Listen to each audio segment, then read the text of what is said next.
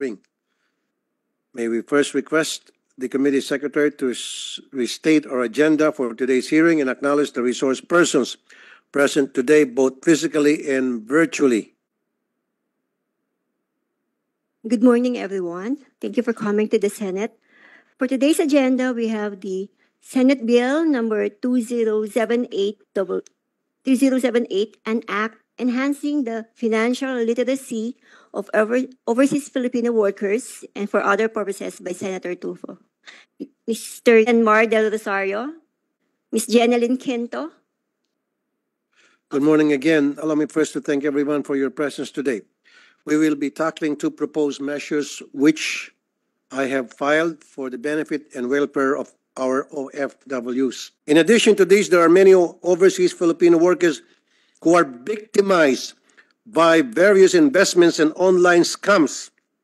Many are swindled, exploited, and robbed of their hard-earned money and come home to their families empty-handed.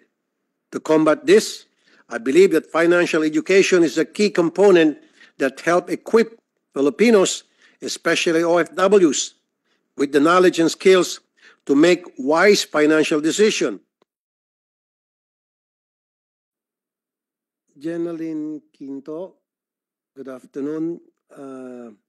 Ano po yung may advice ninyo when it comes to financial literacy sa ating mga OFW, especially yung pauwi na how to invest their money properly?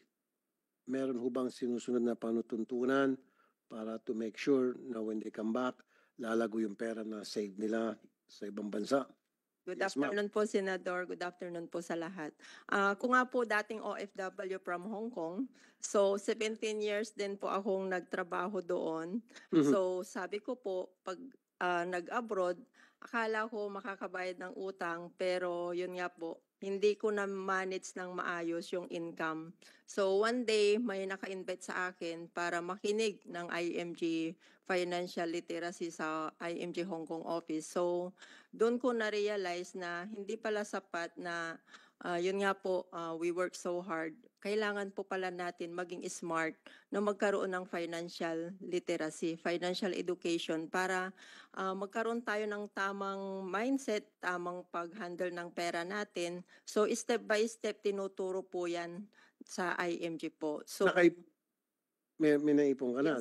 Yes po, Senador. Sayang na atin mo ng mga seminar financial literacy kung hindi ka nakipag-ipon. Opo. So lahat po ng natutunan ko, in-apply ko po yan step by step po kasi meron po talaga tayong susundan para ma-build natin yung financial foundation dito po sa pag-handle ng pera natin, pag-manage. So kaya nga po nakapag-for good na ako dito, Senador, sa Pilipinas. 4 years na rin po ako at ginagawa ko din ito na ma-share sa mga kapwa OFW para maiwasan din po na hindi po ma-scam, makaipon pag uwi dito sa Pilipinas. Dahil marami po sa abroad, hindi po talaga makakauwi gagawa na po ng hindi nakakapag-save ng maayos. So yun po yung campaign namin ngayon, Senador. Thank you, Ma'am. Si Enmar Del Rosario, kayo po ay dating OFW?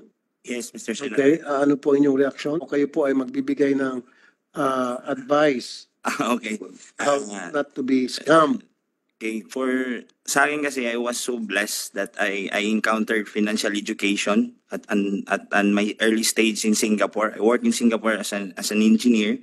So, kung naalala nyo yung KAPA, yung scam sa Mindanao, di ba? Oh, scam yun? Yes po. I was really part of IMG that time when it was introduced by my brother to me. Kapatid mo mismo nag-introduce sa'yo sa KAPA? Nag-introduce sa KAPA sa akin. Sabi niya, Tol, maglagay ka ng pera, in 2 months, dodoble yan. Sabi ko, it's good. Nag-invest ka? Hindi po. Sabi ko, it's good. Ganon. Diba? Kung 2 months, kung totoo yan, it's good. Sabi niya, kausapin mo yung nagkuhan daw sa kanya, nag-offer.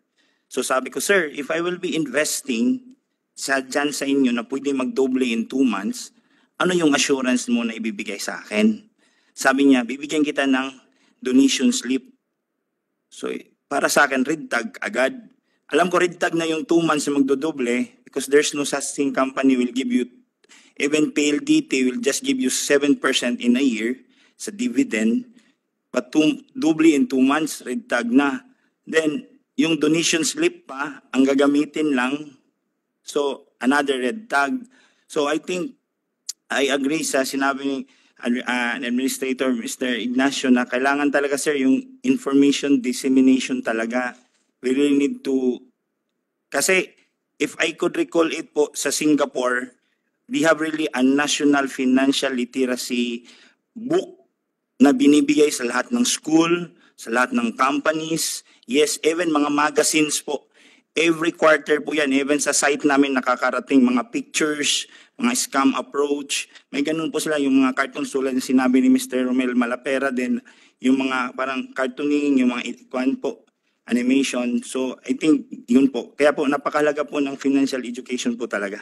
Siguro maybe DMW o OWAS, magbigay ka ng warning, mag-ingat sa mga kaibigan, kamag-anak, trabaho dati, pag nagkanya ng negosyo, be careful. I mean, I'm serious kasi almost all of them are saying that. Kasi mas madali pong magtiwala sa kamag-anak kaysa naman sa hindi ka ano-ano. So siguro itong kamag-anak, maybe they were just used. Para pag makita ng taong bayan, mga tao, kung ano ba yung modus ng financial scam, makikita nila kagad ano ba ang telltale sign.